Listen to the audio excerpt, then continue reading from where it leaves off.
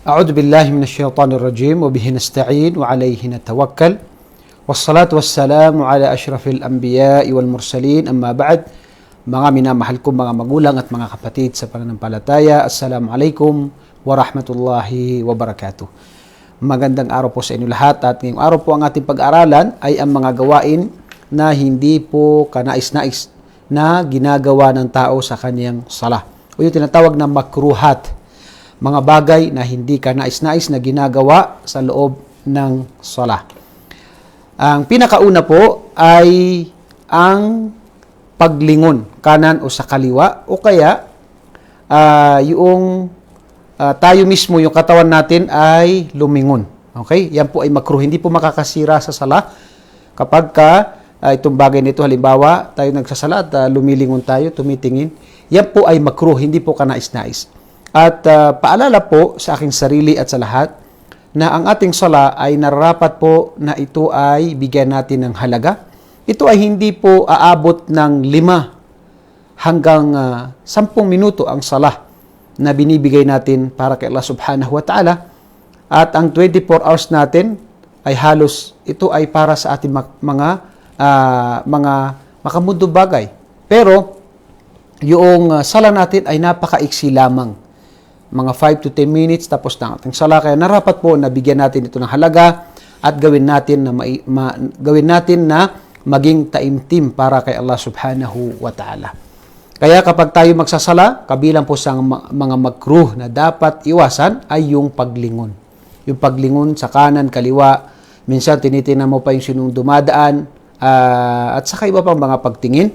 Ito ay isa sa mga sinabi sa hadith ng Propeta sallallahu alaihi wasallam na isa ito sa magiging dahilan para mabawasan ang reward ng isang tao sa kaniyang sala kapag siya ay ginagawa niya ang bagay na ito.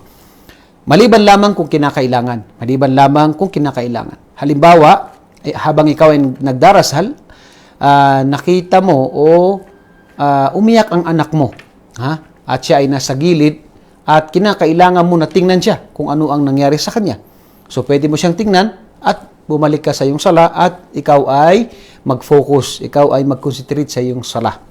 Kung kinakailangan, wala pong problema doon. Pero kung hindi po kinakailangan, yan po ay makruh o hindi ka nais-nais na ginagawa sa sala. Kaya nga sinabi ng Propeta sallallahu alaihi wasallam na mayroong nagsasagawa ng sala na kumpleto ang kanyang gantimpala.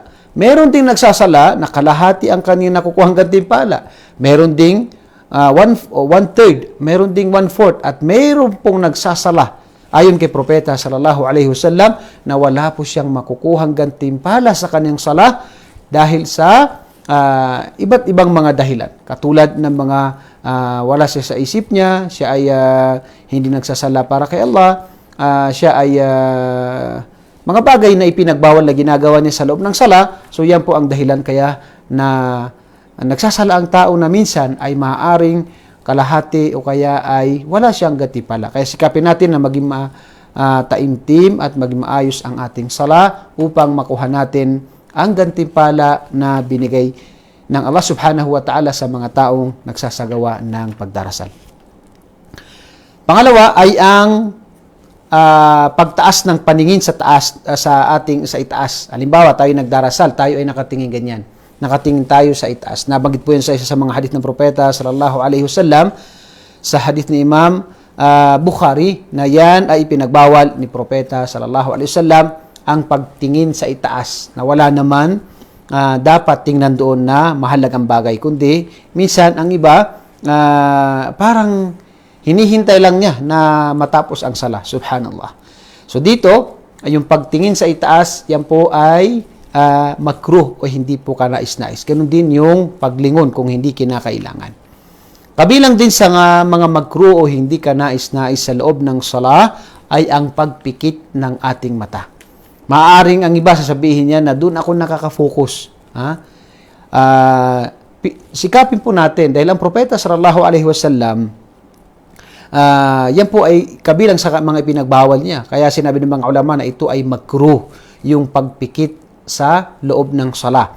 Maliban lamang kung kinakailangan. Halimbawa, mayroong mga bata o kaya may mga kaibigan ka na ikaw ay maaring hindi makafocus kapag nagsasala ka dahil nandun sila, pwede kang pumikit. Pero, hindi pwedeng ugaliin. Kasi ang pagpikit ay makruh kung hindi kinakailangan. Makruh, hindi ka nais-nais kung ito ay hindi kinakailangan. Okay. Kabilang din, sa mga makruh sa ating sala ay yung gaganitoy natin yung dalawang paa natin at tayo iupo dun. Ganito. Parang ganito yung paa natin. Ganyan, nakaganyan siya sa ano. Okay? Ito yung paa natin, di ba? Nakaganyan siya, dalawa. Parehas yung kanyang pagkaharap doon sa likod, ganyan. So yan ay tinatawag na makruh. Makruh. Ang dapat ay proper ay yung isa nakaganyan siya at yung isa ay nakaganito siya. Okay? Yan yung paa natin dapat.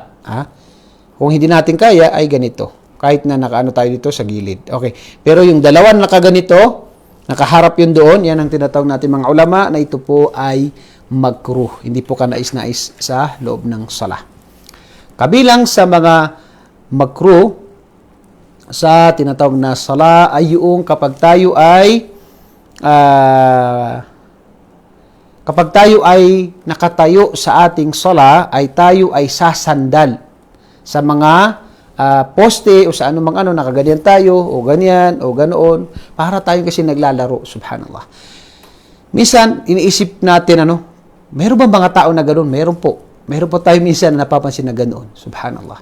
Dahil kapag hindi mo dinakila yung ginagawang pagdarasal at hindi mo dinakila ang yung kinakausap na si Allah subhanahu wa ta'ala, ay ganun ang nangyari sa tao na parang baliwala sa kanya. Parang gusto lang niya na matapos ang sala, pagkatapos ay lalabas siya.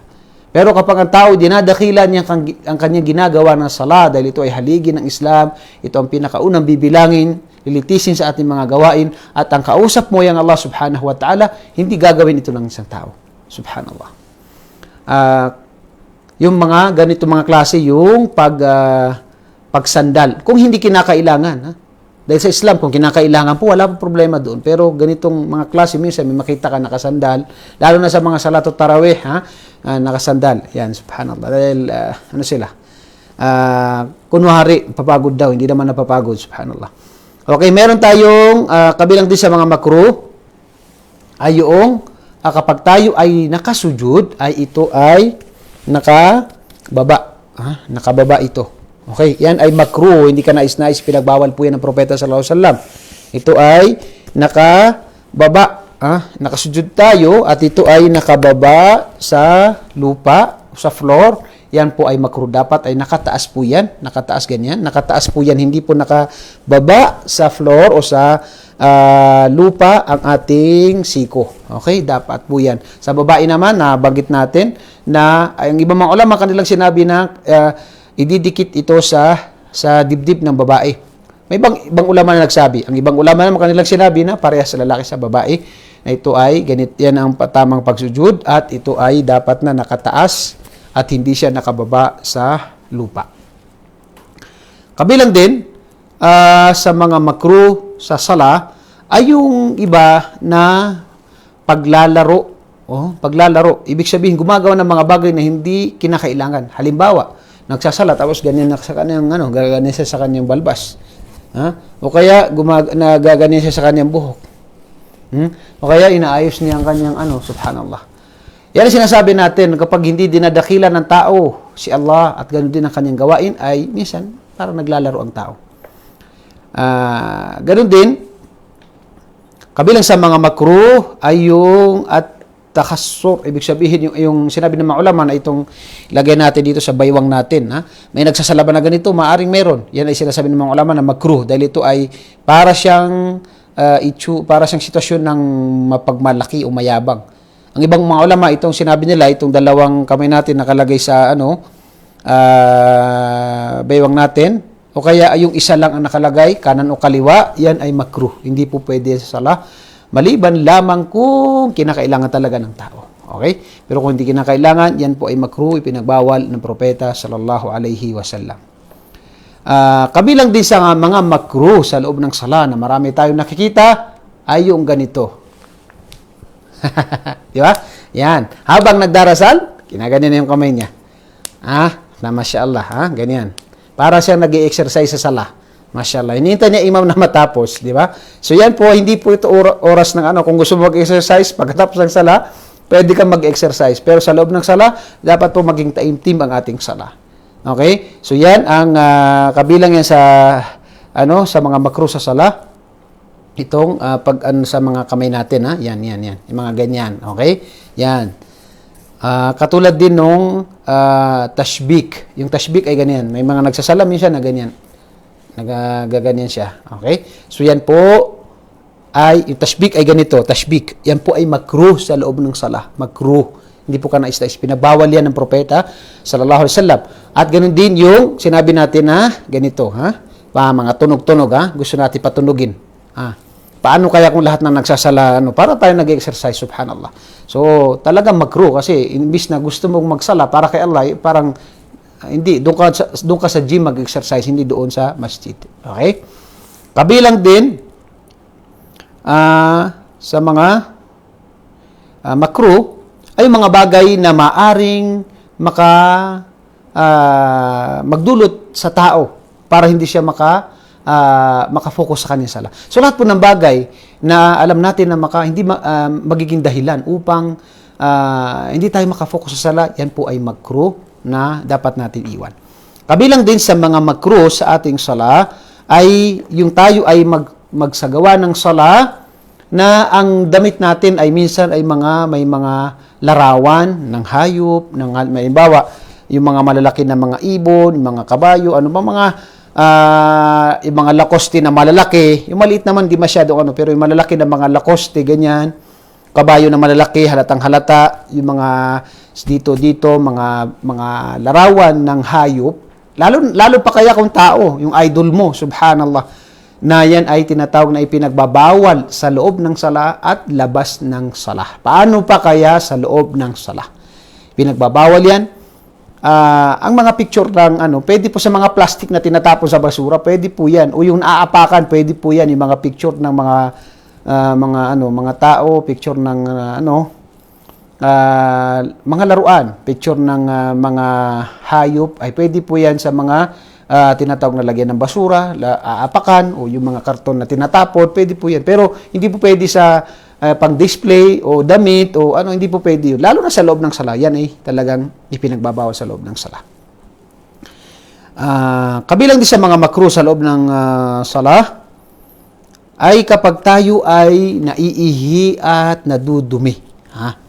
Okay, makruh po yan na pag tayo nagdarasal, nag-ikama at naramdaman natin na tayo ay maiihi na, madudumi na, pero sinubukan pa rin natin, pinigilan natin, makruh po. Hindi ka nais-nais yan dahil hindi po tayo makafocus sa ating sala. Kaya subukan yung magsala na para gaganong-ganong ka. Bakit? Kasi naiihi ka, nadudumi ka.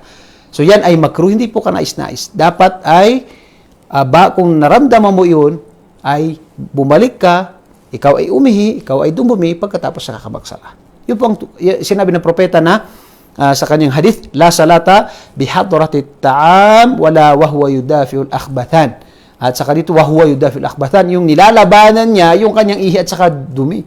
Di ba? Pag tayo nagdarasal na naramdaman natin yun, So, makruh po yan. Sabihin natin para hindi tayo mahuli ng jamaah.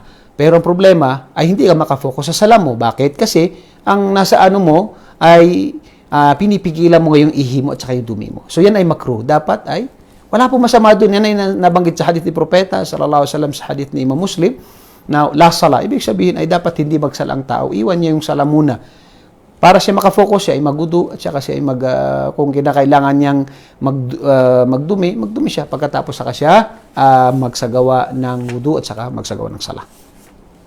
Yan ay kapag yung parehas dyan yung naiihi ang tao, nauutot ang tao, nadudumi ang tao, parehas dyan. Kailangan kung naramdaman natin yan, mas mainam na tayo ay mag-ihi muna o tapusin muna natin yun pagkatapos saka tayo magsala. Ganun din yung kapag tayo ay itatawag na yung ikama, magsasala na, may pagkain at kinakailangan natin yun. Gutom tayo. Okay? Katulad dito na, la salata bihadrati ta'am. Walang sala kapag mayroong pagkain at kailangan mo yung pagkain, wala pong masama doon. Hindi po sinasabi ng iba, aba, inuna pa yung pagkain. Hindi po ganoon. Ang Islam po ay napakaluwag, napakagandang relihiyon. Bakit? Kasi kung ikaw ay nagugutom, may pagkain, at itinawag ng ikama, pumunta ka ng masjid at nagsala ka, hindi ka makafocus sa sala mo. Bakit? Dahil nagugutom ka at may pagkain. Kaya ang turo ng Islam, kung ikaw ay nagugutom at may pagkain, kumain ka pagkatapos sa kakamagsala. Pero hindi pwedeng ugaliin. Sabihin mo sa asawa mo, Masya Allah, pag malapit ng adan, ilagay mo yung pagkain para makakain tayo malapit ng ikama. Hindi po ganun ugaliin. Hindi po ugaliin. Kundi kapag ka kinakailangan ng tao. Okay? Kapag ka kinakailangan po ng tao. Kabilang din sa mga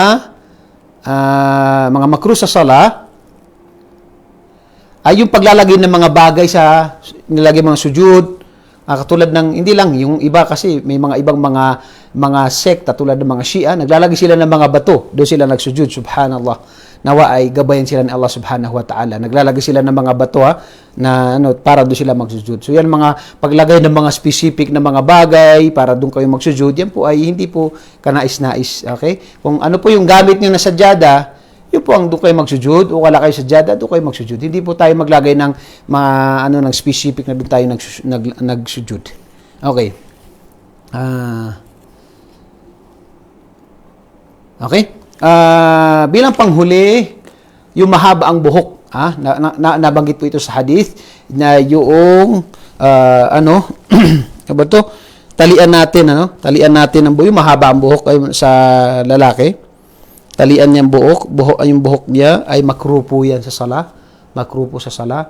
Dapat ay lahat ng ating katawan ay magsujud. Yan po ay, nabanggit ang ibang mga ulama na ito ay makruh. Ito ay makruh. Yung sa mga mahabang buhok ng mga kalalakihan, hayaan po natin na magsujud. At kapag tayo magdarasal, tanggalin natin yung nakatali sa ating buhok. Okay? Kung mahaba ang buhok ng lalaki. Okay? Ito po ay, ito lang yung mga ibang natin. May mga iba pang mga makruh sa sala na maaaring hindi natin nabanggit. Ito yung mga bagay na nabanggit natin ayon sa ating kakayahan at kaalaman natin.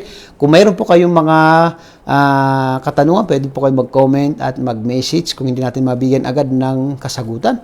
At kung mayroon po tayong mga pagkakamali, gaya po na sinasabi natin palagi, sa ating mga binibitaw ng mga salita, ay pwede po kayo mag-comment.